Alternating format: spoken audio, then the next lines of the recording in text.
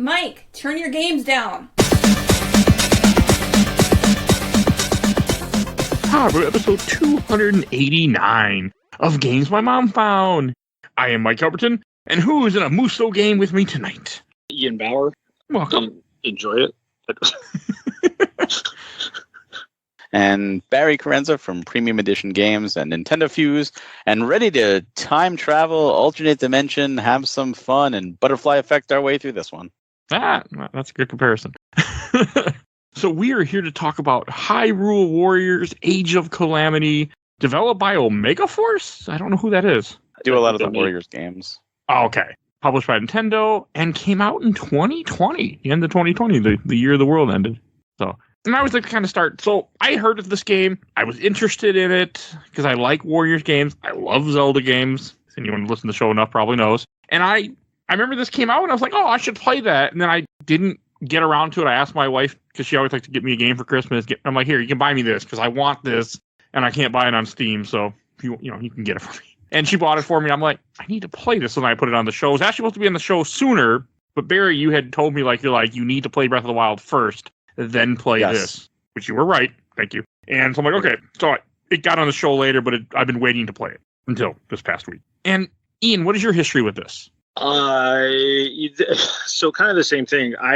For the longest time when I was going through college and when I was super hella broke, as the kids say, I got real good at Black Friday and buying games. That was like the one time of the year I would buy games. And I used to have these crazy lists, like a Beautiful Mind kind of thing on my wall, of like Target, Walmart, Best Buy, Fred Meyer, for those of you in Washington, Toys R Us, for those of you that are over the age of 30, and a couple others. And so I remember, I think 2020 must have been probably 2021 was one of the last times I did it. A big Black Friday haul, and I remember seeing this game on sale, and I really enjoyed Hyrule Warriors on the Wii U. And I thought this was just that. And I was like, great, now I have a copy for my Switch. And so I never put it in until I was like, oh, cool, I'll be on this episode. That sounds like fun. So I threw it in to just familiarize myself, and Link wasn't wearing a blue scarf, and I was real depressed. And I was like, what happened to his fancy scarf? Because remember with Hyrule Warriors, they included the scarf with the special edition. And you were lucky enough to get it. Because that was that time when people were going nuts over amiibos and all that stuff. Everything Nintendo cost $1,000. Anyway, I digress. But so I was like, all right, let's just refamiliarize yourself with the game. And I put it in. I was like, what the hell's happening? And I'm glad, because otherwise I don't think I would have ever put this in. But I ended up really having a good time with it. All right, and Barry. So as a Zelda fan, I was super stoked when this came out, especially because when they announced it, they were in that saying where there's going to be a Zelda game every year. And we're like, well, we haven't had a Zelda game yet this year. What are they going to do? It's 2020. The world went to shit. Is there going to be one? And then suddenly, out of nowhere, here was this announcement. And I loved the first one. I did not 100% it because that first one is insanely huge. But I was like, oh, cool. This looks great. I love Breath of the Wild. I'm interested to know more. This is what I was looking for, and I think a lot of people are looking for. And it necessarily wasn't exactly what we were getting, but I love what they did with it anyways. And unlike the first Hyrule Warriors, I did 100% this one. I found it a lot more manageable, a lot easier in the grand scheme of things to get everything, and had a lot more fun doing it. No, I can see that for sure. I played Hyrule Warriors. That game is a monster, so I get it. So, is there a general direction you want to talk about from here? Because there's a bunch of questions I want to ask you guys, and where we end up. Okay, the first one I ask is: did anyone use amiibos on this game? I did, yeah. What do they do? I think they unlock certain costumes, if I remember. I mean, I didn't use it more recently, but I did back in 2020. Okay, I can look it up quickly. I did not. I saw that it had amiibo support, and I'm surrounded by amiibos, and I have the entire Zelda collection. Humble break. But I didn't bother enough to do anything with them. Oh, that's nice. And I just didn't do it. I forgot. I have my Switch sitting in some kind of specialty dock, because the Switch controllers, when it's undocked, my hands kill me by the end of 15 minutes. So I'm trying a new kind of dock, but it doesn't have the amiibo reader on it. It's just food items, insects, weapons, potentially, stuff like that. just items that you needed. It saves you farming time. Is really what it does. Wait, did you say okay. insects or what? Insects, yeah. Oh, God, I thought you said something else. I was wondering too. I was going to edit out, but now I'm like just stuff too, because you need a lot of materials to get certain things. So it just saves you. God, it's not necessary. It got crazy later on, like how much freaking stuff you needed. There, like, and there was a good. I never did get all my damn octoballoons that the game wanted me to have. Never did get those. Because one of the later quests I was trying to unlock was you had to get like so many octoballoons to get a discount at the store, and I just could not freaking get it to happen. You gotta keep farming. The game ended. so for those that don't know, this is a Musou style game, and it's, well, you might already know if you know Hyrule Warriors, but it was marketed, and this is what I thought as an idiot until Barry set me right, that it was the prequel story of Breath of the Wild, and that was it. I thought this, like, okay, it's just a story of what happened in Breath of the Wild, but now it's condensed. I mean, this tells you what happened before in the Calamity War. But as I was playing the game and I looked online, people were like, "This is a what if story because the things that already are canon that Nintendo said are canon in Breath of the Wild do not happen in the correct order." Plus, as I played through this game, it does not set up Breath of the Wild, which is not bad. When like I said, when this was first announced, I thought that I think everyone thought that, and that's exactly what I wanted. And then when I played it and I realized, wait a second, things are changing. And at first I was kind of annoyed. I know a lot of people were, but the more I played it, the more I'm like, I like this. This is a new direction, because whenever you have a prequel story, you know how it ends. You always know how it ends. This is the setup where you know if a certain character is alive in the future game, you know they're safe. There's nothing that can happen to them. And that takes away any stakes or any tension. So it's like, oh, well, it's like playing you're like watching a Star Wars prequel, and Obi-Wan's in episode 4. So any tension with Obi-Wan, somehow he gets out of it because he exists in episode 4. And that is the one negative really to a prequel, because then you don't care. Like, all right, they got plot armor. They're fine. But by doing this and by changing it, plot armor goes out the window. Now you don't know who's going to live, who's going to die, where they're going to go with it. Now the ending canvas is completely open, and they could end wherever they want to, and that naturally changes the course of where Breath of the Wild is in this timeline. And since Zelda already deals with multiple timelines, I failed to see a problem with it because we're already dealing with multiple timelines in this series. Yeah, I had no problem with it. I can kind of see why people have a problem with it, but at the same time, not really, because there is no issue with it. I liked it. Did this one pretty blind. Like I said, I just falsely assumed that I knew what this game was, and so I don't remember ever reading reviews on it. I don't remember really looking at it. Like I said, it's Hyrule Warriors, cool. So when I started playing, I was a few hours in, and I thought, this is kind of a brilliant way of. So I thought it was a really smart way of telling the story of Breath of the Wild, right? And getting people to play it that hadn't played it before. And so when I started to realize, oh, this is 100 years before, I thought, okay, so this is a spin-off basically of what could have happened. I thought that was pretty cool, like, okay, so Link fights, I don't know, generic bad guy A, because I don't really remember his name because it didn't matter, and does his thing, and you get to pilot the Divine Beasts. Machines, the Divine Beasts, and you kind of get to go through all the different set pieces, but there's nothing really serious about it, and it was I don't know, I had a really good time. I mean, I feel like you don't know it's a what-if story. At least I did. I mean, I knew it because I read online, but it wasn't until the timey-wimey stuff happened when you start really realizing, oh, it's not, it's its own story. But, like, when you play a Musou game, you're playing a Musou game because you like Musou games. I mean, you like the hack and slash, you like the unlimited enemies and that feel, and you're playing this because you like a Zelda coat of paint. Is the simplest way to put it. But, like, I haven't played a lot of Musou games in a while. The last one I played was Fire Emblem Warriors, also for this podcast, which I did not enjoy as nearly as much as I wanted to, but on the DS and didn't work well for me. But so that's neither here nor there. But I had issues with that game. It wasn't as fun as I wanted it to be. But this felt really good. Everything with this game felt good. the missions I felt were like the story really grabbed me after a while. And I really wanted to see where it goes. I did forget the name of the villain too. Was it like Astor or something? Yes. ASS space TORE. Okay. That's incorrect. I have no idea. Oh, it sounds right. I remember him being in there. I mean, I liked it. I was wondering if he was going to be a villain who was in Breath of the Wild, and that's what it was kind of connecting to. I mean, he didn't turn out to be that, but that's what I was wondering they were going for. Nintendo does interesting things with these one-off characters, like the Zelda game from about 10 years ago where you can turn 2D. I don't remember which one that was, but A Link Between Worlds. Link Between Worlds, where they had Reverse Zelda or Negative Zelda Hilda. or whoever she was. Hilda. Yeah, Hilda. She was an interesting character, and then now she's just gone, never to be seen again. And it's just like this guy, he could be interesting, but you'll never see him again, clearly, because it's been, 4 years. So That doesn't mean anything. No, not with Zelda. I mean, I'm guessing he did technically die in this game, but you never know. When has that stopped them? I never stopped any video game company, but, Or Marvel. No, didn't stop them either. Gonna be fair.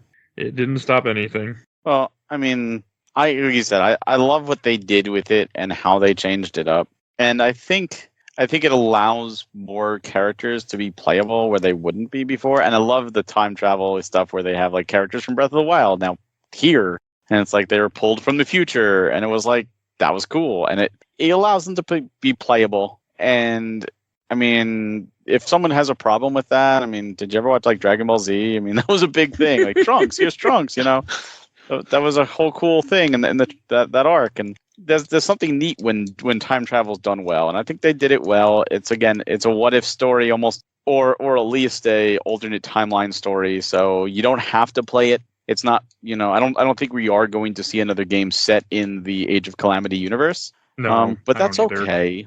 It can live on in our heads, fan fiction, whatever, but it still exists. They did it, and they didn't have to. They could have just never given us this game, and the Switch still would have sold well and would have been fine. But they did. They said, hey, you did so well with Hyrule Warriors and porting that to Switch. Do another one. And the same thing they did with Fire Emblem. And for all we know, maybe they are making a sequel right now. It's been a while. They seem to do Hyrule Warriors, Fire Emblem Warriors, Hyrule, Fire Emblem. They're up to Hyrule next.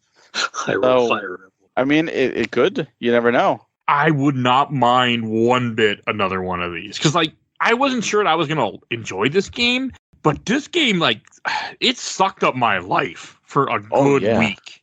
I couldn't stop playing this. I don't do this a lot, but I would lay in bed and want to keep playing this game. I just did not want to stop playing this game. And that's not really me. I don't know what it was, but this game just grabbed me in a way that I can't really explain. And I was having so much fun. Yeah. I love the mission structure and it worked. It was easy to grasp, it was easy to get, and it was fun. Like you said, it didn't feel overwhelming.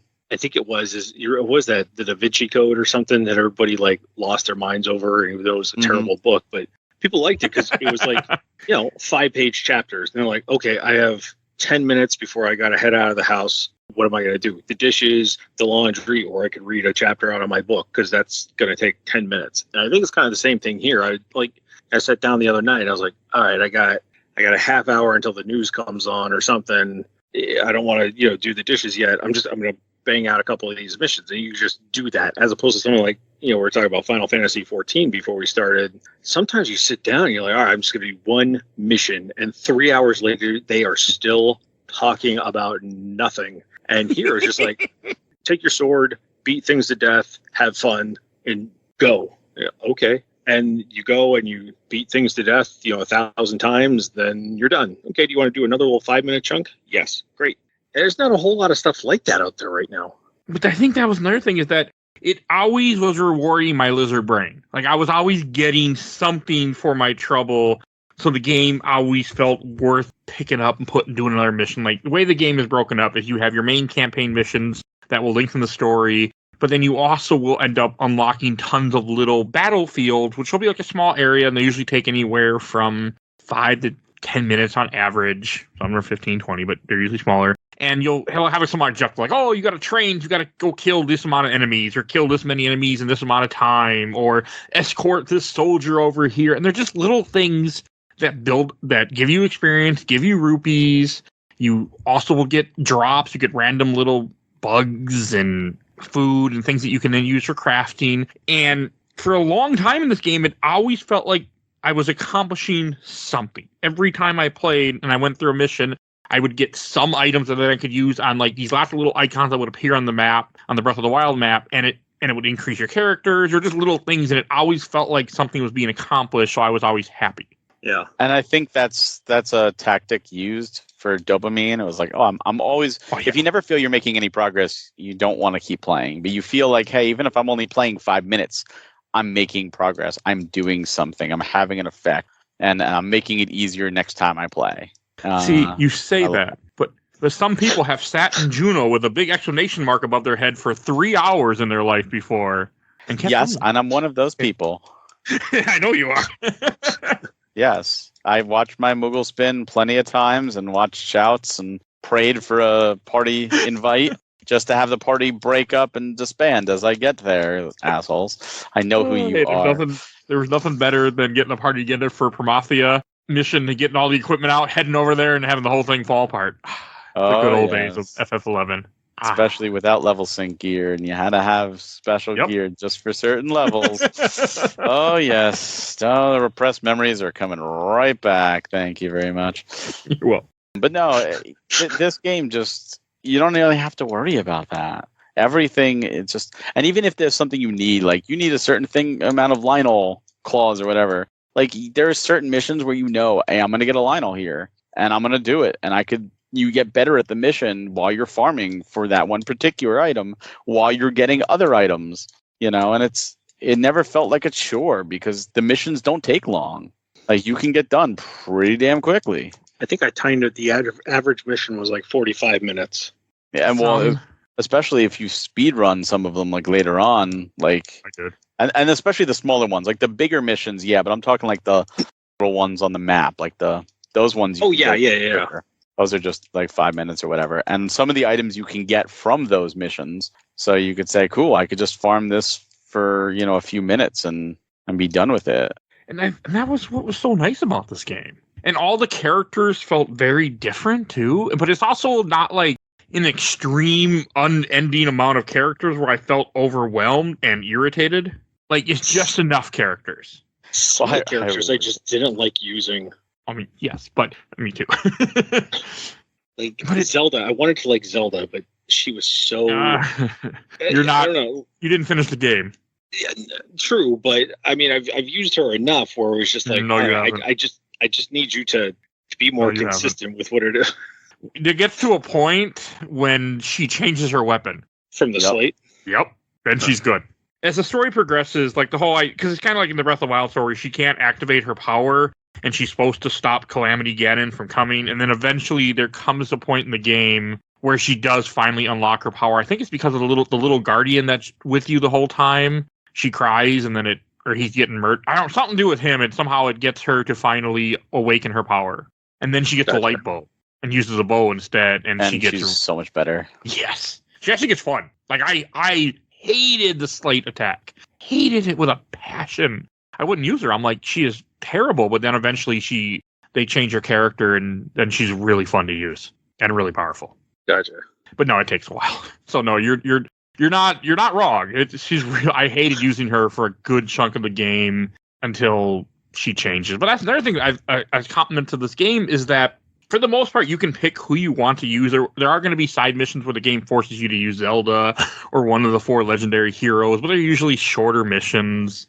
But you can kind of just like every character to me felt very different. Like when I played Fire Emblem Warriors, when I played Dynasty Warriors Gundam, which would have been the last Musou game I played before that, everything felt the same. In this game, they all felt like very different characters. They had different weapons. Yeah. And it felt good that way. Like I really enjoyed it. Yeah, I like the roster of characters. I think especially after playing Breath of the Wild, you've gotten like this attachment to a lot of them. So it was really cool that we got to see not only more of their characters, but to actually play as them. And I know a lot of people wanted to do that, and usually in Zelda games, you usually play as just Link, with obviously Echoes of Wisdom being a change. But this allowed you to play as those other characters, and I thought that was brilliant because we've already have the established, rapport of these characters. We know them. We've experienced them, but we've also experienced their demise. We didn't really get to see them shine. And now it's like, cool, we could see what they could do. And it also shows how powerful Calamity Ganon was, because Ganon takes them all out. Like, I played through Breath of the Wild earlier this year, and I did not care for those 4 heroes. And after playing through this game, I actually like the characters now. I'm like, these guys are actually kind of cool. The bird.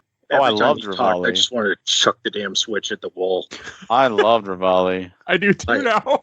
He's an asshole, but I really like him. He's such a dick. And I was like, oh god. I left him alone as much as I could that game. His gameplay got to me as the game progressed. I ended up really liking his gameplay. And he's supposed to be a dick. That's the whole thing, is that he's an arrogant asshole. And sometimes arrogant assholes need to get put in their place. And I would have happily done that. I would have smacked him with a sword repeatedly. So, until well, he does get put in his place. And the same with the Guardian, from the future, helps him too. There's character growth there. There's a lot of character moments that, especially when the Breath of the Wild DLC came out, we were all expecting that's what it was going to be. We were going to get, because it was called the Champions Ballad. We were thought, we're going to see the champions when they were, in their prime, and we didn't get much at all. I gotta say, I did like flying his machine around though. That was a lot of fun. That's what the Divine Beast. Oh god, yes. Those Divine Beasts are hella impressive. Yeah. I did not expect that. Like, because you get multiple missions where you get to control all 4 Divine Beasts. I'm like, this is really, really cool. Like, this is way better than it has any right to be, in my opinion. It shouldn't have been as much fun as it was. It does better than a lot of like games that are strictly about flying. Yeah. Yeah, I thought the whole Divine Beast thing was a shock. I was totally not expecting to control the Divine Beasts. But when the first one happens, it was like, I'm controlling it. Oh, this is badass. Because now it's like Musou on a whole new level, because, you're destroying like everything. And I thought that was brilliant, because we saw the destructive power of the Divine Beasts when they were, under Ganon's control. And then we saw them fire at Ganon, but we never really got to see them do much else. And it's almost like introducing a loaded gun into a scene. Like, there's a saying, if you're going to introduce a loaded gun into any scene, it has to fire. And they're showing us these giant beasts in Breath of the Wild, and we see some of what they do, but now we get to see and control, and it's a whole new thing. And it was a change of pace. It was a change of gameplay, and I thought that was really great. Yeah, and then to be able to go back and do extra missions in them was awesome too. And I feel there was just enough content. Like, some games have too little content, and some games have almost too much. This, I thought, was a good pace. Like you said, I 100%ed it, and I did not feel worried about it. And by the way, you do get the blue scarf if you 100% it. So you do actually get the blue scarf. That's cool. Fantastic. So that's your reward. It's the Hyrule Warriors Link costume. So, I like that. That's cute. Does that mean you have to play all the way through again, but you get to do it with the blue scarf? No, you can play whatever you want. Just whenever you choose Link, you can choose that costume. Gotcha. That's cool. Yeah, it's a nice little bonus. You don't have to. I would appreciate that, I feel. And I didn't do it because, unfortunately, by the time it came out, I was not playing much of the game, but there was DLC. And I did get the DLC for free initially. I don't know if you remember when that happened. There was like a glitch error where they made the DLC free in, like, I think overseas, like in Europe. So I grabbed it, and then they retracted it, and they were like, "Oh yeah, sorry, anyone who downloaded it for free, we're taking it off your system." This never happened. So I had the DLC. I was like, "Oh, maybe I'll play it," and then they took it away, and I'm like, "I'll hopefully wait for a complete on-card version," which never happened. So maybe one day I'll actually play the DLC. But it's nice that they didn't have to do that, and they did it regardless. Maybe it'll be on Switch too. Yeah, and that's the other thing. There's maybe what they're working on right now. Hyrule Warriors 3 is on Switch too. I would like that, because this game really made me appreciate them. Like, and they all play differently. The Goron, the Gerudo, they all felt like very different characters, and that was refreshing. Yeah. And also, there's something about just murdering enemies that you recognize, like fighting tons of Wizrobes and Moblins, and having the things that you recognize in Breath of the Wild. Where in Breath of the Wild, if I saw a Lino, I'm running the other way, and that's it. Like, there was no turning back. But in this game, I saw Lionel and I fought, and I won, and it felt good because I didn't fight a single Lionel in Breath of the Wild besides the one on top of the mountain to get the lightning arrows, and I think I still ran away from him because he wouldn't die. You never finished farming them and fighting them? It's so exhilarating when you finally do. I just couldn't. I just never felt strong enough in that game. I also really hate when weapons break in games, and it was so nice nothing broke in this game. Nothing. Yeah. I mean, you couldn't. You can't have a warrior game and things are breaking. Like, that just don't work. You imagine after every group of enemies, oh, your sword's broken. What are you going to do? Yeah, that don't work. But every character felt very unique. Their weapons felt so different. As I know I keep saying it, but that was just the thing. And the game makes you play other characters. There's even some story missions where they'll be like, okay, now you need to move some things around and play as Impa for a little bit because she's in a different area of the map that you need to get to that you can't. And the game forced me to play with other characters, and I ended up loving that and not expecting it to be fun because I just wanted Link originally. You know what? When it clicked for me was when I realized, oh, I'm not utilizing everything to the max. I can order Impa or Zelda or somebody to another part of the map. Well, I go over here, and they will go over there, and I can just switch over to them instead of physically running them over there. And I didn't use it a ton, but it's a nice feature to have. I think that was added in the Hyrule Warriors and the 3DS. They added that, and then the definitive edition put that in too. So if you only played the Wii U, it wasn't there. But I did like that was an option. Like, even if you didn't use it a lot, the fact that you could do that made you feel like a real commander. I played the Wii U version, and then I played Fire Emblem Warriors, which had it, but I never used it. Yeah, they added it in the 3DS, and then in the Switch version, that was continued. There was a couple challenges where it was like, all right, you have to, kill all these commanders within, 10 minutes or whatever. And it forced you to use that feature. And that's when I was glad that I'd started using it about a day or two beforehand, because I was like, oh, I pushed this off in 5 minutes as opposed to probably coming down to the wire if I had just, leapfrogged with each person. So now I'm sending Link over there, I'm sending, Goron over there, and I'm sending Zelda up there. And, once Link was done, and then I just immediately switched to Zelda. And once I do that, you click on and have Link go up and meet her. That way, if, things are going haywire, now you have two people there to help. And it just kind of gave it a game that doesn't have a whole lot of depth, a lot more depth, It's a fair way to put it. Absolutely. And they did that for reasons, it was good reasons. It allows the game to feel more dynamic, I think, because you have to picture if you're really in this situation, and there's something happening on the other side of the battlefield and you're not there and you can't make it there in time, what are you going to do? You're going to call on your walkie-talkie or whatever, and you're going to say like, hey, we need somebody over here now. It's, so it makes it feel more realistic, in my opinion. No, that's actually fair. You make a joke about using a walkie-talkie on battlefields. I was in the Army for a little while, and when we were in Iraq, we were having a hard time with our radios. We used Motorola Taka belts to talk to each other across the zone. It was like, we have all this fancy technology, but here we are using these purple and yellow, walkie-talkies to talk to each other. I was like, but it worked. It worked.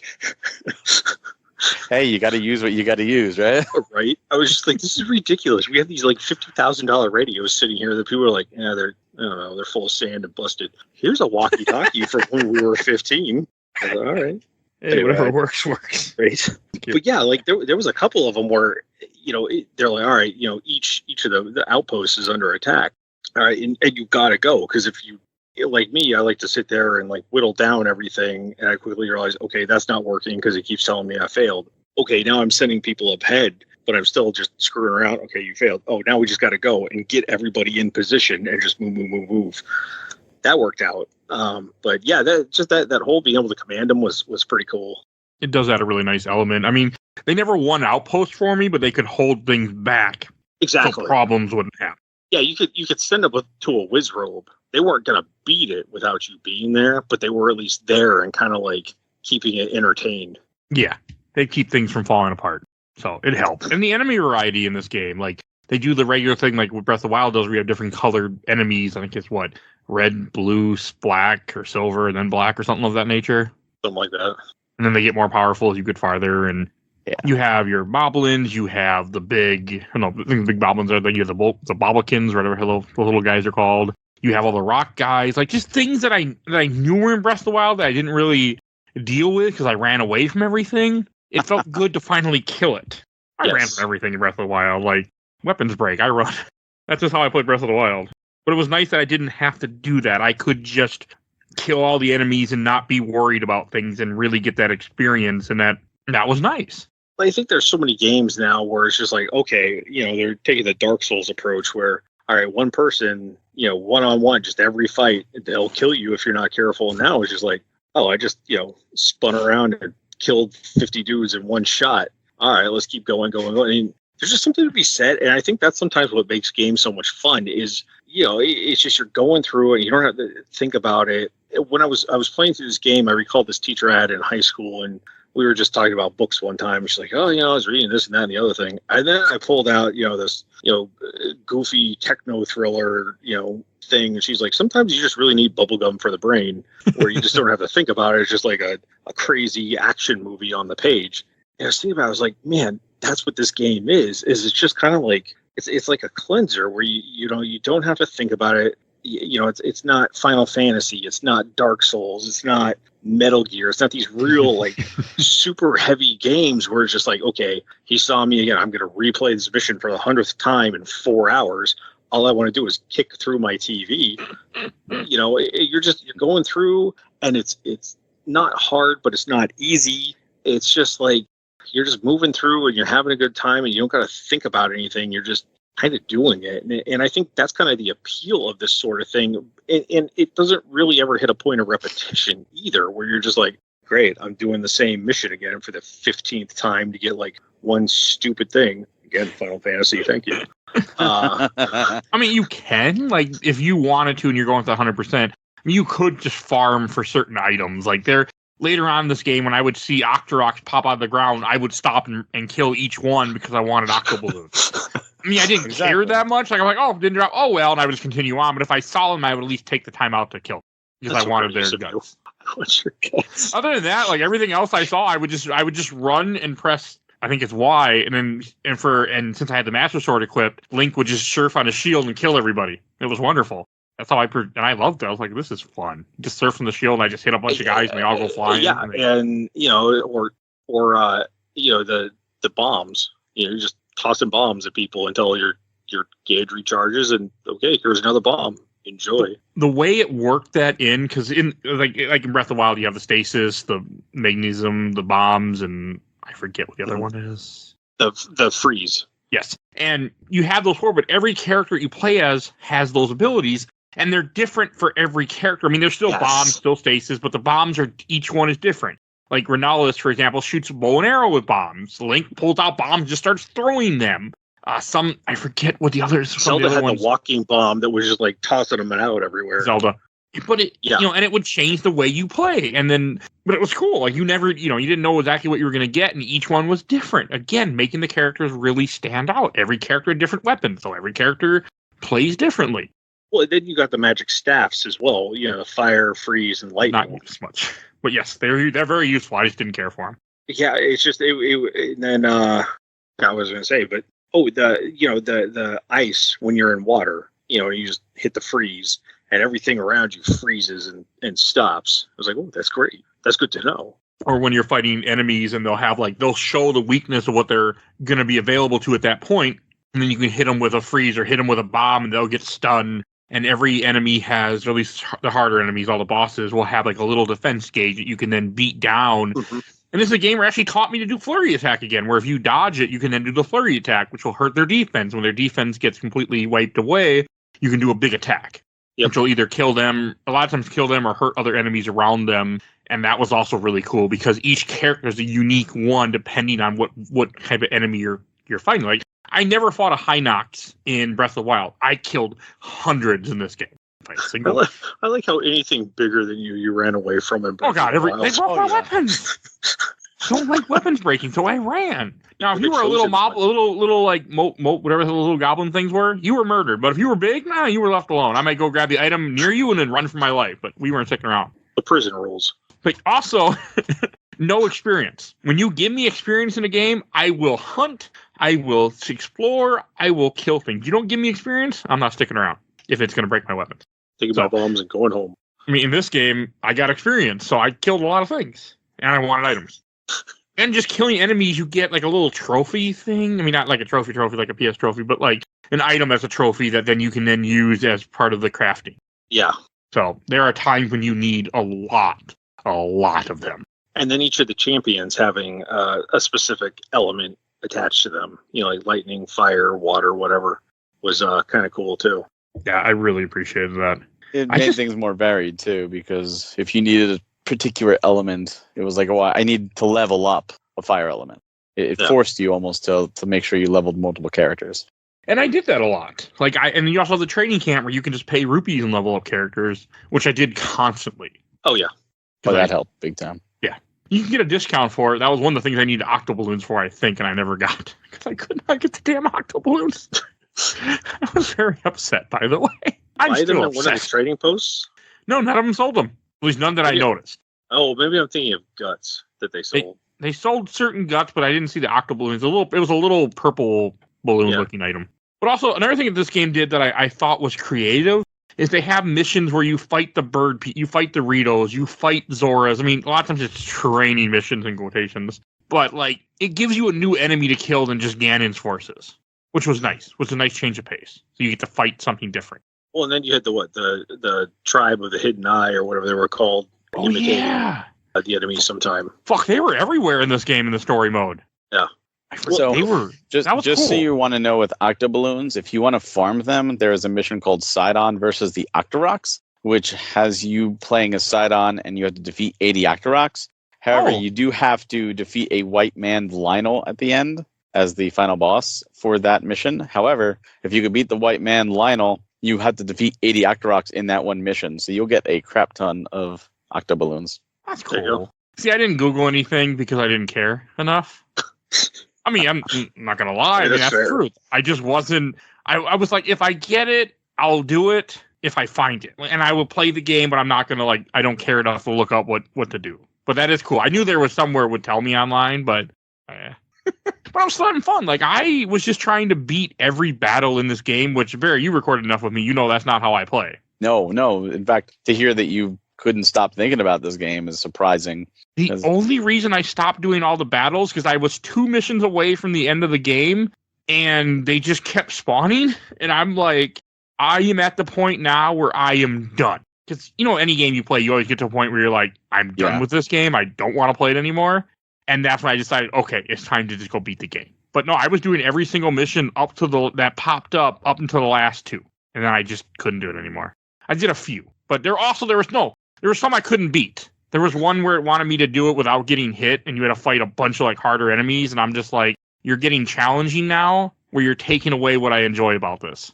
That's fair, because I know that point where you're just like, all right, I'm almost there, and finally you just, is this worth the time and the energy and the hassle when I could be playing something else I like better, or just be done with the damn thing? Yeah, but I felt like I got to see enough of the game. I played as every character I unlocked, even the one I fucking hated. I got the fairies.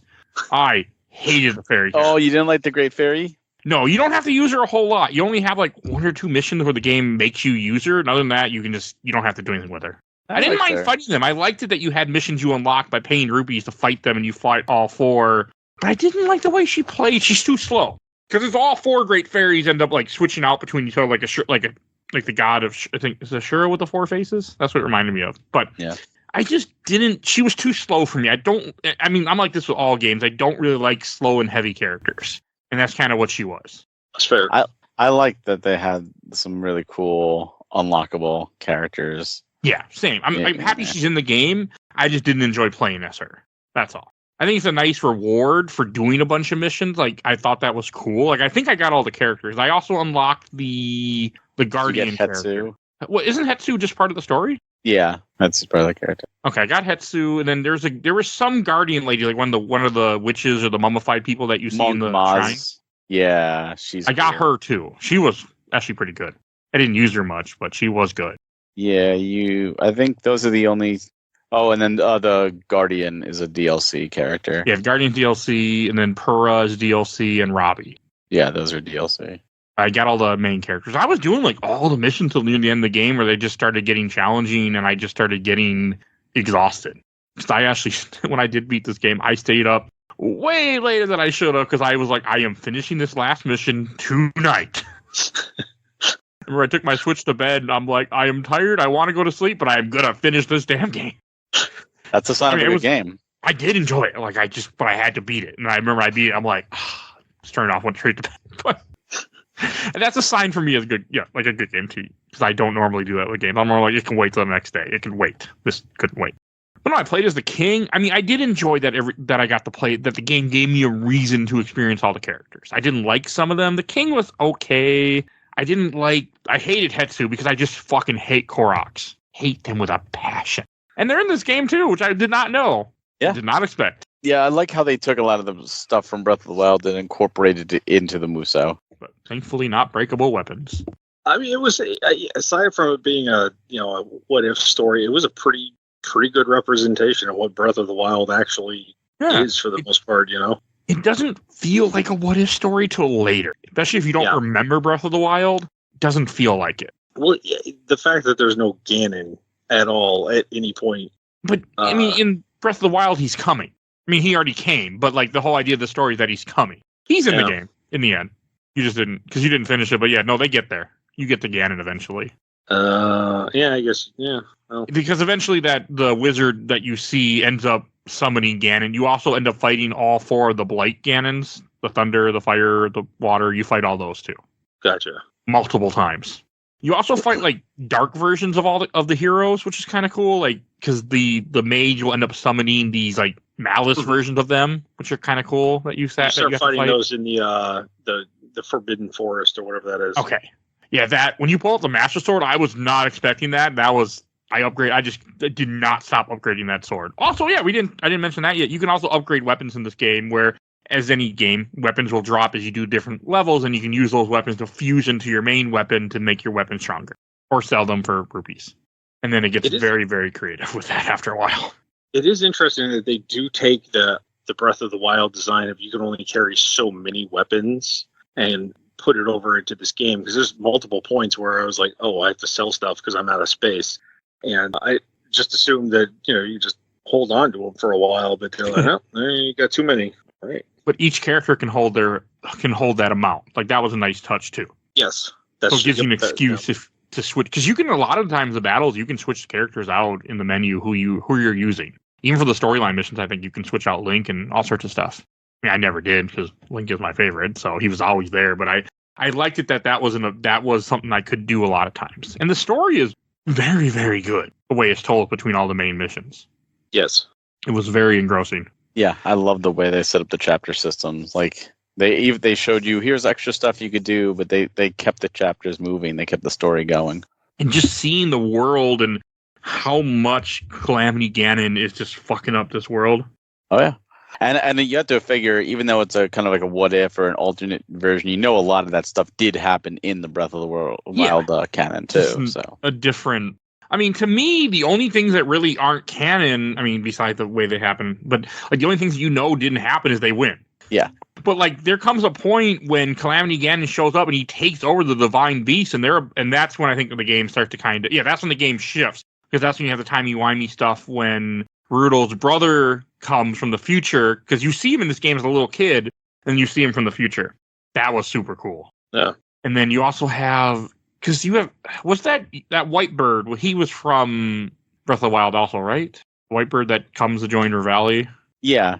Okay, I didn't remember him because it's essentially the same story. Tiba, you mean? I think so. But when Ganon attacks the Calamity Beast, attacks the Divine Beast, then they get help from the future, and that's why they're able to then win. And that's when the game breaks off. But before that, a lot of it is almost in order what would have happened. Exactly. And I thought that was cool because it allowed you to incorporate the characters from Breath of the Wild in the future into this game as well. Right. That's what was, but yes, it changed, but at the same time, it's great to see it change. But you get to see how powerful his army is and how many fucking monsters he had summoning against them.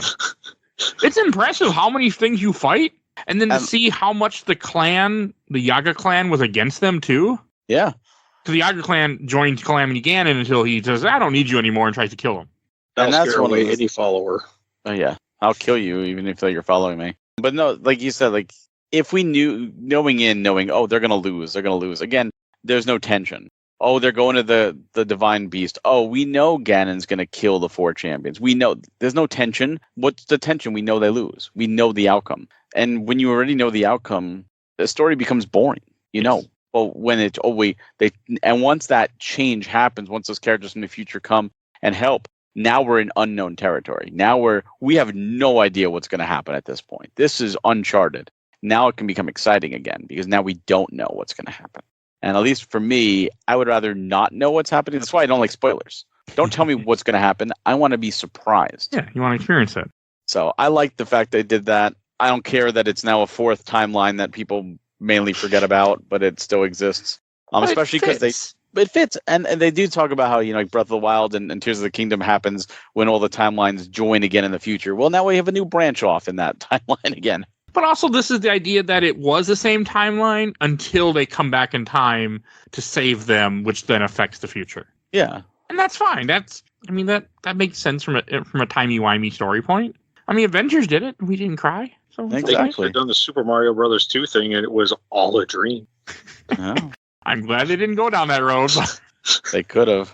Yeah, I'm happier where it goes. The story was very engrossing, and you really get to see the struggle of what Zelda goes through. Yes, you get it in Breath of the Wild, but as I was playing through this game, I'm like, man, I wish Breath of the Wild had more cutscenes. I mean, it has the memories, yes, but the way this felt so good, and I wanted this in this world. Because I really like this world. Well, yeah, because you see this world and you see it by the time we are introduced to it in Breath of the Wild, it's already destroyed. And the only glimpse of the living world we get are in the little flashback scenes that take place, but it's just glimpses. That's it. We don't get to experience the world or live the world. And we want, it's like seeing any type of disaster movie. I love disaster movies, Independence Day, Dante's Peak, Volcano, 2012. I love them all. They're stupid. They're turn your mind off and just enjoy. But I do love them. But if Is they Independence Day a disaster movie? It counts as a disaster movie. Yeah, aliens invade and you see cities getting destroyed. Disaster ensues.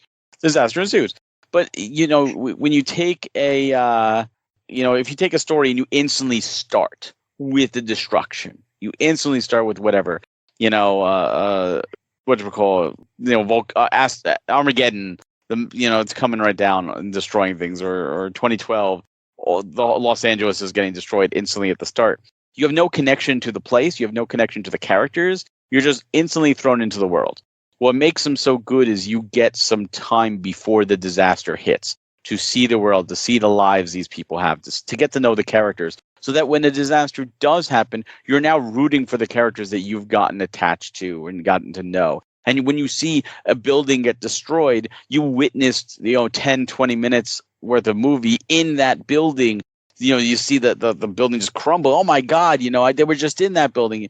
Even though it's just an object, you still gain an attachment to it, which is why, like in Independence Day, they destroy the Empire State Building right when the blast comes in. Why? Because it's iconic. People know that. To see that destroyed, it creates emotion. So in this, with Breath of the Wild, we're brought into the world where it's already destroyed. We never got that before. We're living in the post-destruction. This gave us that glimpse, even though some of the events might be slightly different, of the world prior to. Lon Lon Ranch is famous from Ocarina of Time. And Lon Lon Ranch is in Breath of the Wild, and it's destroyed.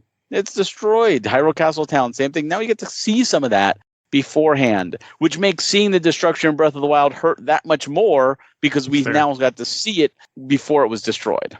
So I like that they did that. I think this was a needed thing. I really agree, because I like Breath of the Wild, but I didn't really care about a lot of the characters of the story, and this made me care so much more now that if I ever went back to it, which I will not, I would enjoy it more, I feel. Oh, yeah, absolutely. I won't go back because too many games. You'll go to Tears of the Kingdom, I'm sure. Someday, yes. Maybe next year, but probably not. But yes, for sure. I do want to experience that game. I don't have $100. I haven't played... It's because you're sleeping all the time. I didn't really... God, it's been... I want to say since PlayStation 2 that I played any of these Warriors style games.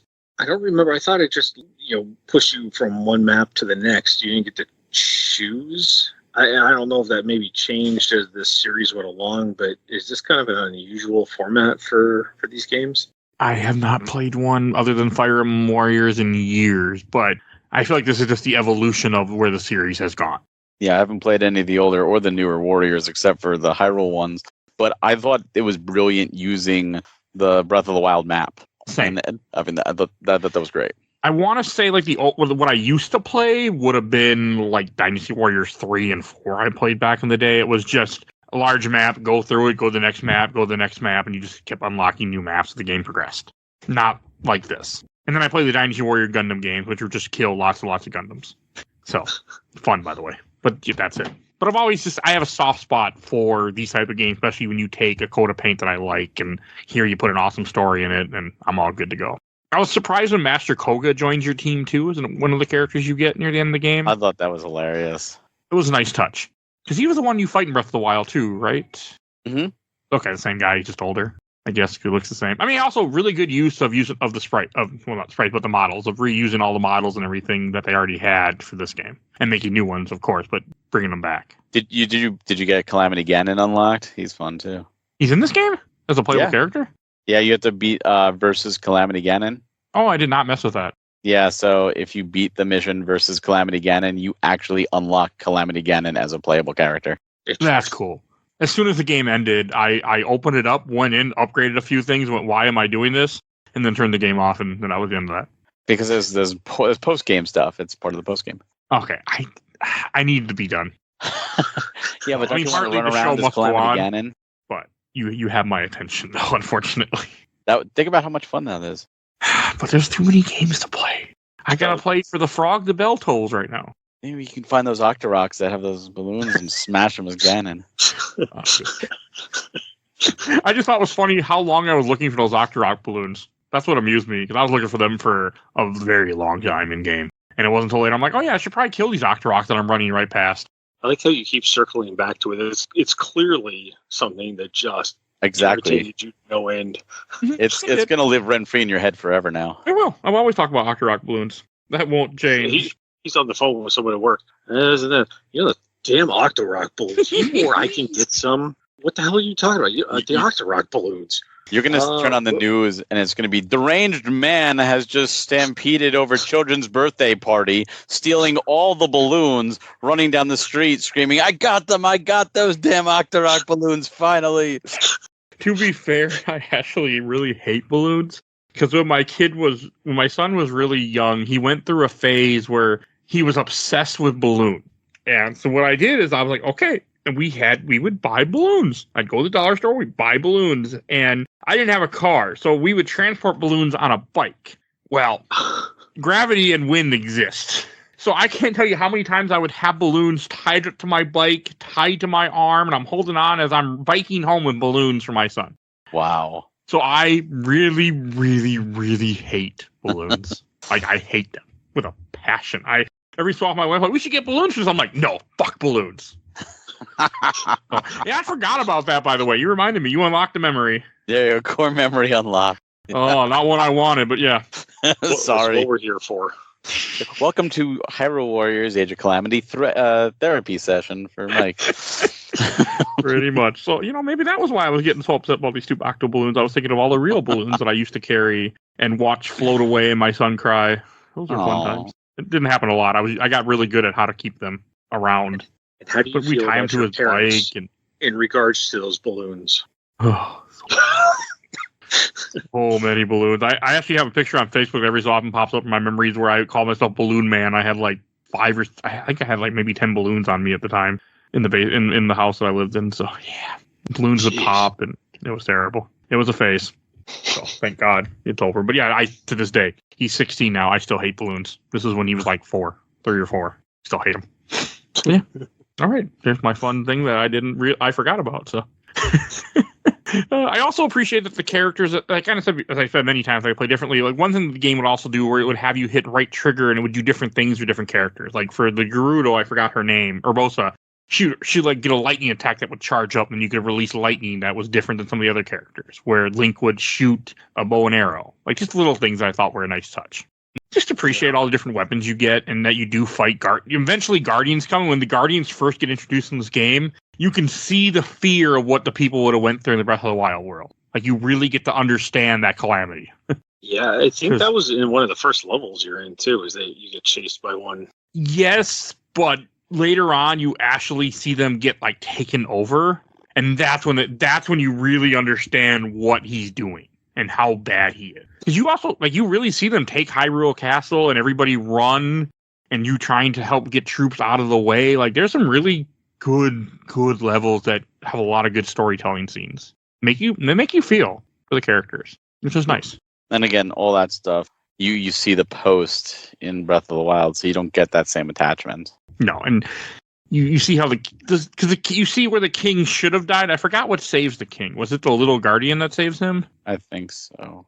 I know the king gets saved because you think the king dies because he's like, "Go, Link, take Zelda, protect her, do your job," and then he stays behind. But then where he's supposed to die in the Breath of the Wild story, but then he gets saved, and then he joins as a playable character later in the game. And you find out that he didn't die, and he can switch forms. He can go from like the old guy form that you first meet in Breath of the Wild to, as one of his I think he has like an axe or something. I don't know what the difference was, but it was a button that did stuff that I pressed. So I like that they did that again because you get both versions of the king we know.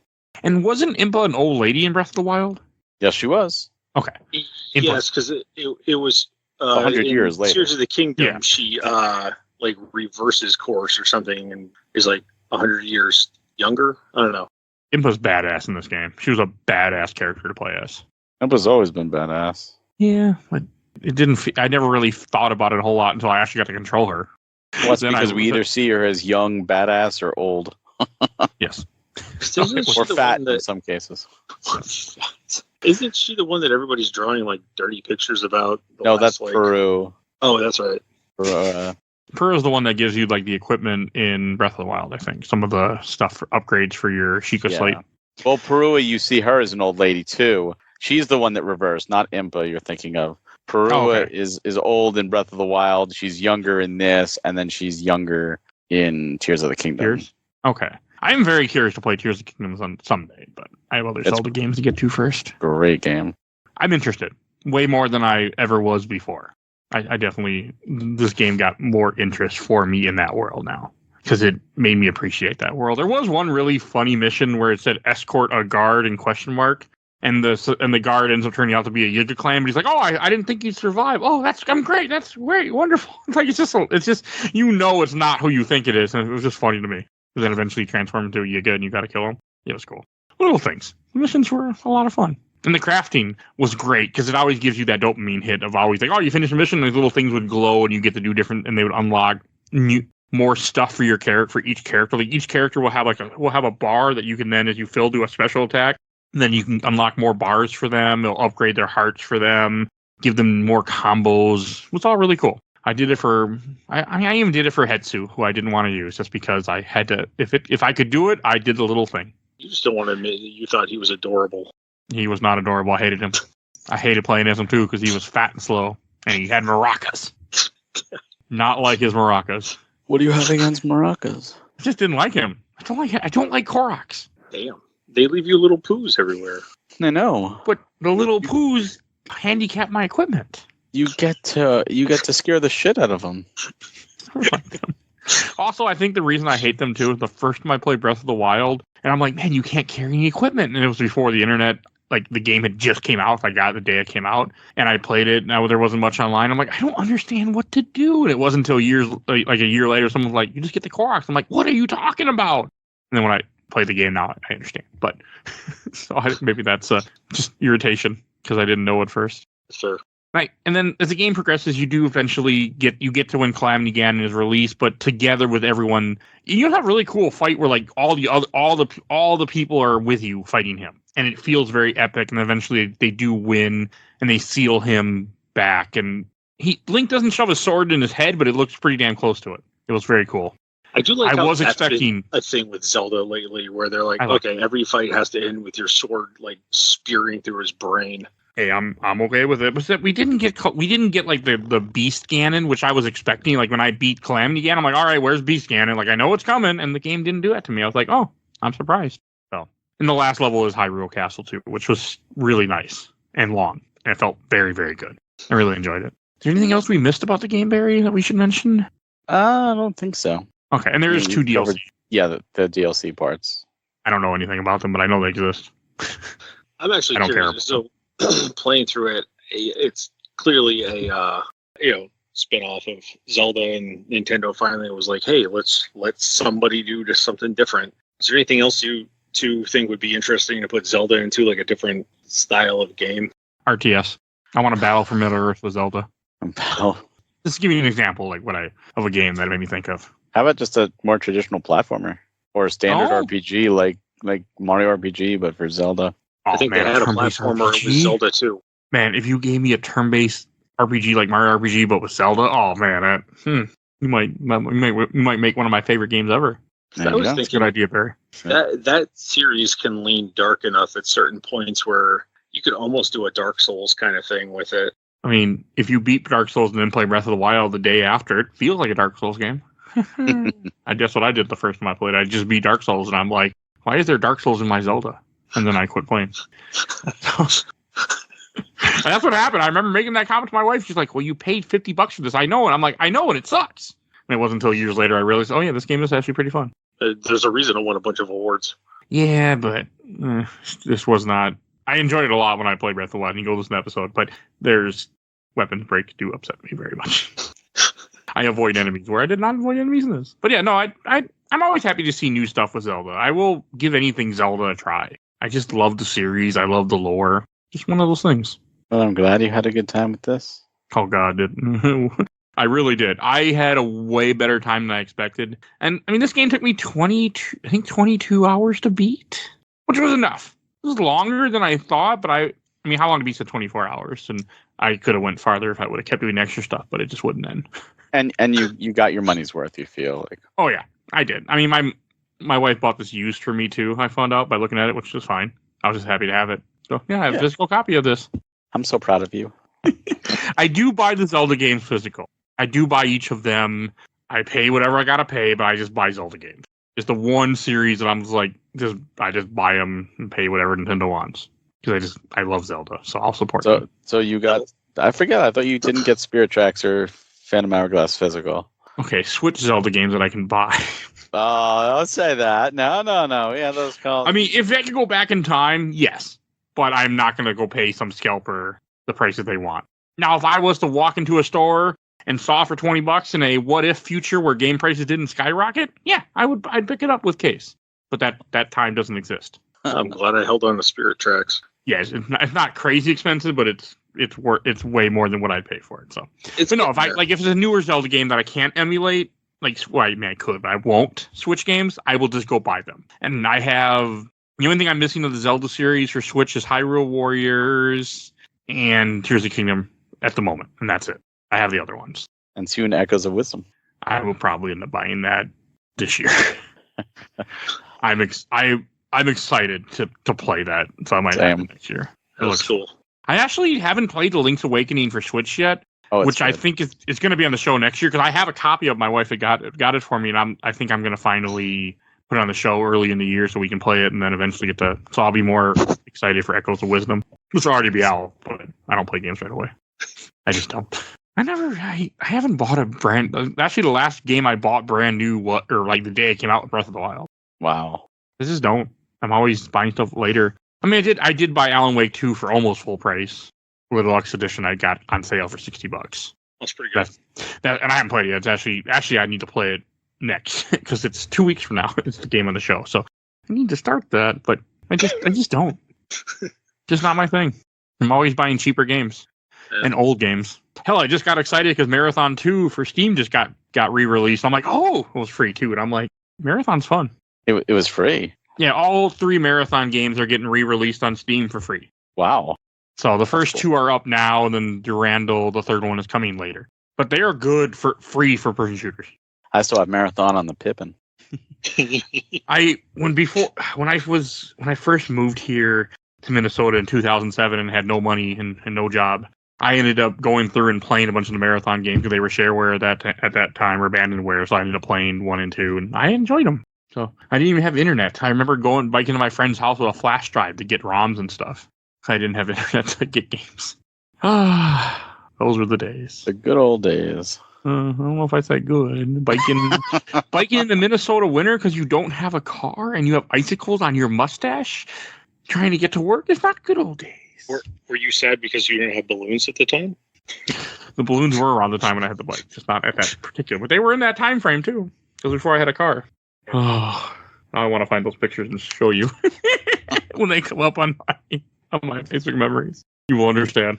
All right. Any last things you want to say before we go on to questions, comments, or memories? Nope. From the official Laser Time community, from Andrew Harbor. I'm a Musou fan, and Nintendo entries are exceptionally great. Definitely check out the Fire Emblem Warrior games, especially Three Houses, which I am now curious about, but I feel like I probably need to play Three Houses first before I actually play the Musou game, I'm assuming. I've said it before on this podcast, and I'll say it again. I can't do real-time strategy. I learned to play chess, and I'm okay at that, but that stuff breaks my brain, and I'm just no good at it. So there's a lot of those I'd love to play. Like I have Unicorn Overblood or whatever that game is. It looks amazing. I'm terrified to start it because it's like, oh my god, that thing's gonna beat the hell out of me. Well, Fire Emblem's turn-based, I'm pretty sure. Even Three Houses. No, Fire Emblem's all the real-time strategy. Fire Emblem's turn-based. It's strategy RPG, but it's turn-based. Okay. You're It's thinking like Shining Force and stuff like that. You're thinking like Command and Conquer type stuff. There's I'm some other talking like RTS Final games. Fantasy Tactics kind of Yeah, stuff. it's like Final Fantasy Tactics. Yeah, I'm bad at those. Oh, I am too, but at least you get time to think about your bad choices. Oh, yes, sir. Well, the newest Fire Emblem, like Engage, has an auto feature too, which I abuse the hell out of because I also am not a big fan of those, but I like the story. Same. I do not play enough Fire Emblem. I've only done one for this podcast. I've only played 2 Fire Emblem games in my life. Fire Emblem Warriors and Fire Emblem 1 for GBA, and that's it. That is not much Fire Emblem. Well, Here's another comment on here. He says, in the same ways that Calamity built upon the original Hyrule Warriors, Three Hope truly expands upon and delivers a fantastic Fire Emblem experience. Okay, that's that. Maybe. All right, and then from James Fretz, this game really surprised me. I tried the first Hyrule Warriors game and thought it was kind of mid, but this one was spectacular. It's a great in-between game. I played through it before Tears of the Kingdom to prepare. That's fair. From Samuel Wilson, I never enjoyed a Musou game until this, but I loved it. Somehow it just clicked with me. It's that Zelda paint, I swear. From Chris Litchos, I liked it a lot. I read about the history in Breath of the Wild's art book, so it was great to see some of that history play out. And in the only time I'll ever say this, giant frame rate drops during the Divine Beast sections were pretty effective in making it feel like I was so powerful that the game was buckling. I didn't have that, or maybe I didn't notice it, but the Divine Beast stuff, when we talk about it a little bit, but that was impressive. I did not get the pilot them and just that was really impressive. From John Moran, liked it more than Breath of the Wild, really enjoyed this game. From Ed Balin, I like Musou games and tie-ins are usually good, so I really like the first game. I played a few hours of this one, but shelved it for now until the new Switch sequel console comes out and gives me a better performance boost. I mean, I guess that's fair. You think Switch 2 is probably coming, next year, you guys think? Yeah. Yeah. I mean, they said, this is the longest Nintendo console in their history so far, so yeah, it's 7 years now? Over, yeah. 7.5. But they said that the Switch 2 would be announced within this fiscal year, which ends at the end of March 31st. So it will be announced and either announced and shortly coming out after that, or announced and launched during the year. It will not be, I don't think they'll say anything until next year, because why would they want to cannibalize Christmas sales? They're not going to. So earliest you're going to hear anything is January 1st, as far as I'm concerned. What? Don't worry about it. Nintendo's going to do their same stupid thing, and they're going to give it a dumb name, and no one's going to know what the hell it is that they're talking about come any Christmas. Hi, my son wants to Switch with Halo, please. No, hopefully they've learned. Look, I will say Nintendo makes some dumb names. New 3DS, Wii U, absolutely. But they can't compete with Xbox for dumb-ass names, okay? Xbox One, Xbox One X, Xbox Series X, Xbox Series S. No. If someone comes in and says, I want an Xbox One, you don't know what they mean. Do they mean the original one or the Xbox One? If they say, I want an Xbox X, do you want the Xbox One X or the Series X? They're two very different consoles. Dumb names. That's why Sony's smart. PlayStation 4, PlayStation 5, PS3, But they also named the system Vita, which means life, and then they left it to die, so. And they also launched a VR2 unit that was dead on arrival. Oh yeah, because it only worked with it. Didn't. None of the games are compatible from the first one, right? Nope, not at all. That's smart. And now they're just adapting it to PC because it's failed so badly on PS5, and they only supported it with one game, with Horizon, and that was even a digital only title. They never even did that physical, and that was it. That was Sony's whole support, a launch title. That is just why go through all that trouble making something, launching it just to be like, whatever. Because it's Sony. They did it with the iToy, they did it with the Move, they did it with the Vision camera. Anything that's not a PlayStation, they can't seem to figure out. I've heard nothing but good things about the Vita from people I've talked to. Vita's great. They just didn't support it. They let it die. Yeah. That's funny. They meant life. I did not know that. Yeah, Vita means life. That's in fact why they even launched it. They called it that. They're like, oh yeah, this means life because it's gonna have new life. Kind of like they made the Xbox One the one because it's your one console, and the Wii U was a console for you. Dumb name, doesn't work. God, the Wii U. I hate the Wii U. I have one near me that I don't love play the Wii unless U. I'm forced It's to. just a terrible name and a terrible marketing campaign. Yep. And then I watched the entire Orblood Super Replay from Sebastian Games. Played the demo and the frame rate maybe not pick it up. I didn't notice any frame rate issues, but it could be my eyes just don't pick it up. I had no problem with it. I played it undocked the whole time and no problems. Yep. I played on a Switch Lite, but I mean, I noticed enemies, like there weren't as many enemies, maybe, I'm guessing, because there'd be time for stuff to have to spawn, but I mean, as a guy who plays a lot of PS2 games, it didn't bother me at all. Hell, I just got done beating up a PS2 game, so. From Adam Carr, I need to try this game again. Bought it, played it for maybe 5 hours, and never played it again. Usually I'm not like this game. I spent full price and enjoyed Hyrule Warriors a lot, so maybe I just didn't give it the time. You should, because it grew on me a lot. At first I liked it, but then as the time went on, I was like, I couldn't put this damn game down. Yeah. It got addictive. Yeah, I only had to play as Het 2 like a couple times, so hey, get to the plus right there. Fucking Koroks. And from Jake Merrill, I played this and did not like Age of Calamity as much as the previous Hyrule Warriors. Visually, it did not look as clean. Controls felt like they were trying to do too much with combos plus items plus the Breath of the Wild tablet abilities, which can make the combat feel cluttered as you try to decide what to do. All right. From Matthew Paul Irwin, this is reminding me that I've owned Fire Emblem Three Hopes for over a year now and still haven't started it yet. You should. I don't know how good it is, but you should. And nothing wrong with owning a game and never getting to it. I mean, that happens to the best of us. Oh, yeah. I mean, I owned Fire Emblem Warriors for years before I finally played it. I bought it in 3DS at a Best Buy for cheap.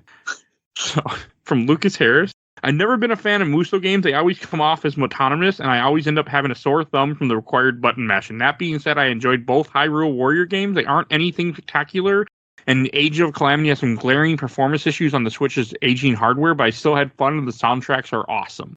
Yeah, the soundtrack was pretty good. That's fine. It was Zelda. Yeah, that's why I appreciate it. I had Zelda's Lullaby a few times. I'm like, oh. And I played this on a Switch Lite, which might have been a little bit of a... I mean, there might have been some issues, but Switch Lite is fine, I think. I like it. I put it on the most current version of Switch, the Switch HD 3DS Super Duper, and the OLED, yeah. It was fine. You know, like that's the thing is people. Well, okay, it's not the same as playing on a PlayStation. Well, yeah, no S, man, because it's not a PlayStation. Nintendo has never claimed to be able to. The last time they tried to go up against any of that stuff was the GameCube, and that thing was brilliant. You know, it was a beautiful system and played great games. But everybody bagged on it because, you know, it was 2000. Everybody wasn't spewing blood out of every orifice anytime you took a step. You know, the game was bad, and Mario doesn't do that. So people are like, Mario bad. So not wrong. You know, you're right. You know, maybe it doesn't look the best, but let's see what everybody else is doing with their 7-year console. Oh, wait, no, they're not doing anything with it because nobody has a 7-year console.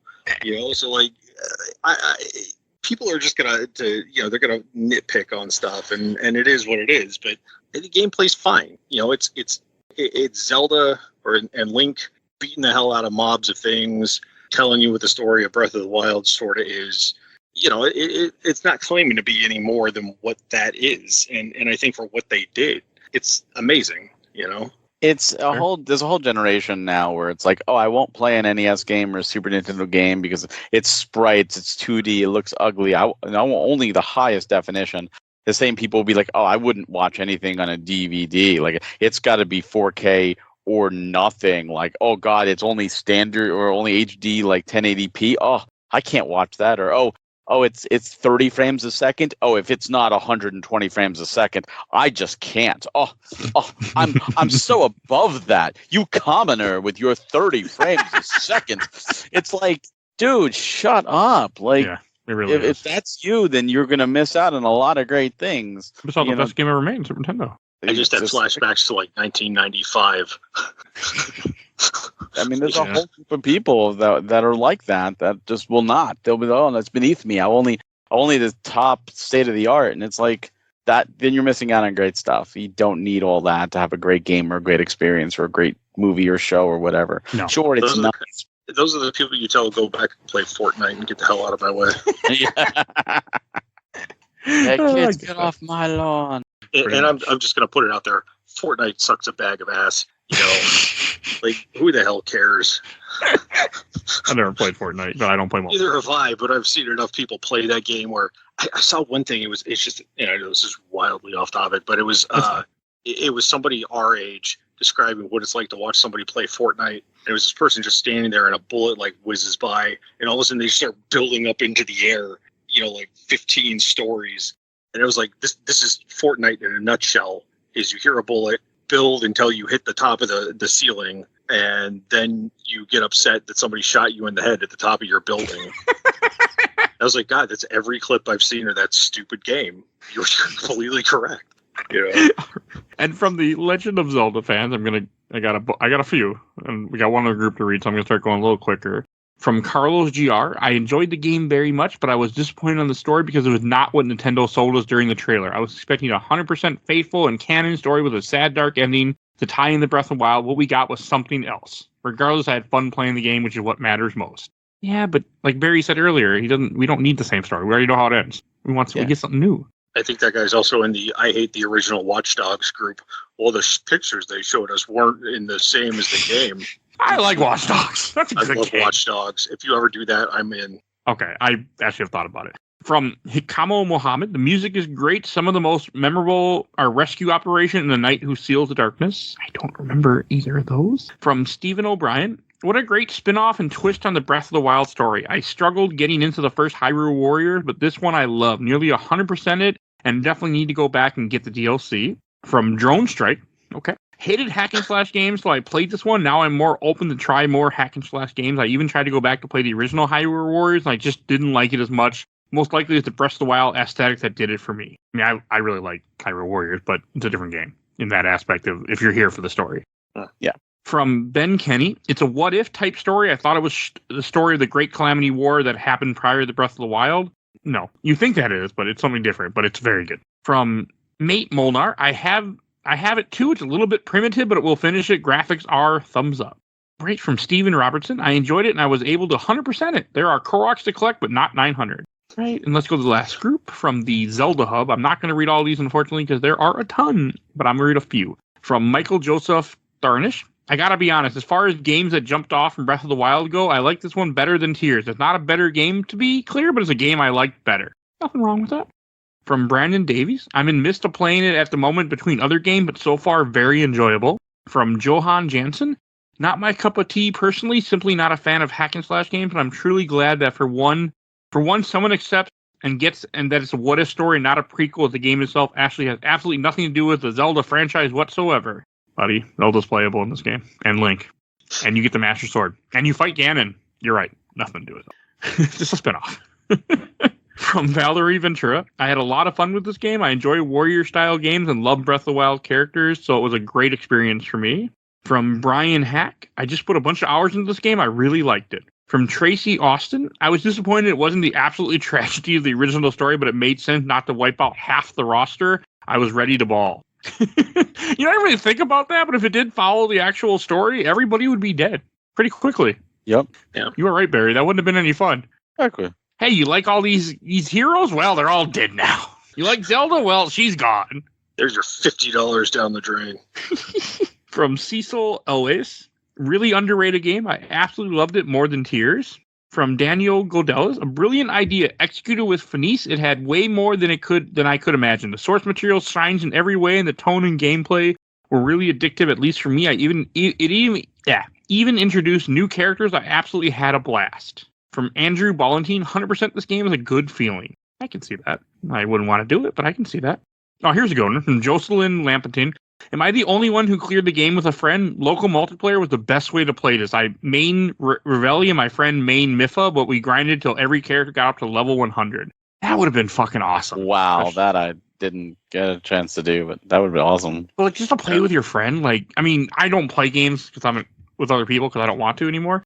But like back in high school when we had time, like, and we didn't have kids and girlfriends, like, that would have been really fun. This would have been a game that would have just been so much fun to play. I just don't play multiplayer. It involves scheduling. I do enough scheduling with podcasts. So, to be fair, that's why I say that. So, let me see here. Okay. From Silvanho Gonzalez. Sorry if I pronounced that wrong. I would have preferred to follow the principal line and let the champions die, but as a non-canon spinoff is very good. To this day, I don't understand why they didn't make Cass and Astor playable. Who was Cass? It doesn't ring a bell. Don't remember. Don't remember. Okay, that's fine. I didn't know, so I was like, And from Mattis Rierson, as much as I like this game, I still prefer the first one, especially the Definitive Edition. Yeah, if you're gonna play the first game, you gotta do the Definitive Edition at this point. Hey, Cass. Cass was the bard that sang the songs with accordion. Yes, that points you out to like secrets. Yeah. Okay, I agree. That would have been cool to have him playable. Astor, I get it because he's the villain, but still, you have Ganon, so why not? But all right. And from Wellington Lorenzo, I've always been a Musou fan, and it is a pretty good game. I just dislike that the roster being small, all characters should be good, but some of them are pretty bad, like the fairies. There's like 19 characters. That's not a small roster. Is it that many? Yeah, plus DLC characters. Okay. I mean, maybe that's small for a Musou game, because sometimes you get just ton, but they all play the same, I feel like, in a lot of Musou games. I thought it was a good number. I mean, compared to Definitive Edition, which was like 40 plus, then yeah, it's small, but I thought it was good for what we got. I'm just going to read a couple more. I think then I'm done. From Sam Stakes, it's nice that you can actually play as Zelda, and she has some amazing weapons. And Ian, he's talking about the later Zelda, by the way. Because even someone else commented about when she becomes a mage, like when she gets the bow and arrow, that's when she gets good. Because you're right, she sucks with a tablet. She's just frustrating. Oh yeah, but when she finally gets the bow and arrow, she's badass. Excellent. From Jordan DeRazio, love this game that I had to beat it over numerous times as well, creating some interesting skill builds with different characters at each playthrough. Definitely my go-to game. And last one I'm going to read, from Chandler Phipps. I lost interest when it was confirmed not canon, but I still like to give it a try someday. You really should. Because even though it's not canon, it's still a very good story and a very good game. Well worth your time. All right. Before we go to Shelf Stacker Box, I want to give away a Steam code.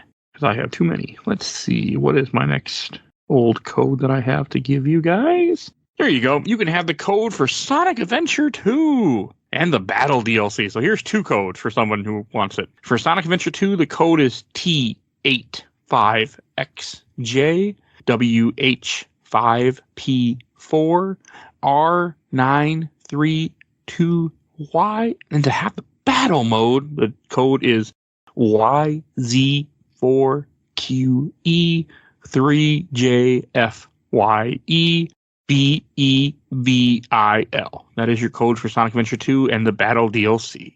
There you go. Great game, by the way. Great fucking game. I really love Sonic Adventure 2 a lot. It's a great game. All right, and that brings us to Shelf Stacker Box. And Ian, why don't you go first? You know what? I'm going to put this on my shelf, with all my other Zelda games. I don't want to feel left out. I can see myself going back to this, like for trips someplace and just, screwing around with it, having a good time, and then throwing it back up on the shelf and waiting another year and a half to play. That makes sense. And Barry. Shelf, especially because I haven't even done the DLC. So when there's ever a break, I could always go back and do the DLC and re-enjoy the game. Yeah. All right. I'm all clicking a button on the shelf. This was a great time. This was a super fun game, and I couldn't put it down, and I had to beat it just so I could stop playing it. I loved it. Well, I had to move on. I don't have time. Got other games to play. Got podcasts to edit. So. But no, I really enjoyed it. It was a great time. Way more fun than I thought it would be. And that's a nice feeling. I'm very happy to go into a game and be surprised and not be bored after 22 hours for the most part. So that's impressive. Shelf. Really had fun. Okay, I should introduce what we're talking about next week. Next week, you can hear me talk about a forgotten PS2 game, Bujangi: The Forgotten City. I think it's Forgotten City or Forsaken City, one of those. I don't know. You can hear about it next week. It's a strange PS2 action platform I never knew existed till one of my friends pointed me out to it. So we can hear about it next week. And Ian, where can people find you at? Find me on my Instagram at Aerith_33, the more traditional AERITH spelling. I post a lot of like drone stuff on there from more often around the country. So my last couple trips are on there. Always interested in feedback. Hope to see you. All right, and Barry. You can find me on Twitter, Blue Sky, and Fuse over at Hawk Hellfire. You could also find me at nintendofuse.com and youtube.com/nintendofuse, where we do bi-weekly podcasts live at 8 p.m. Eastern every Tuesday or every other Tuesday night, as well as other game reviews and developer interviews and a bunch of other content. And of course, you can find me at premiumeditiongames.com, where you could pre-order our latest series of titles. Our summer games will be launching probably right before this goes live. So check out our new summer games. They're fantastic. And you can get those pre-orders in, as well as buy a bunch of our in-stock games for the Switch right now. And find us on all socials at Premium Edition Games, except on Twitter, where it's at Premium Edition 1. All right. And if you enjoyed this episode, there were 650 other episodes of this podcast. You can find everything we do on Podbean.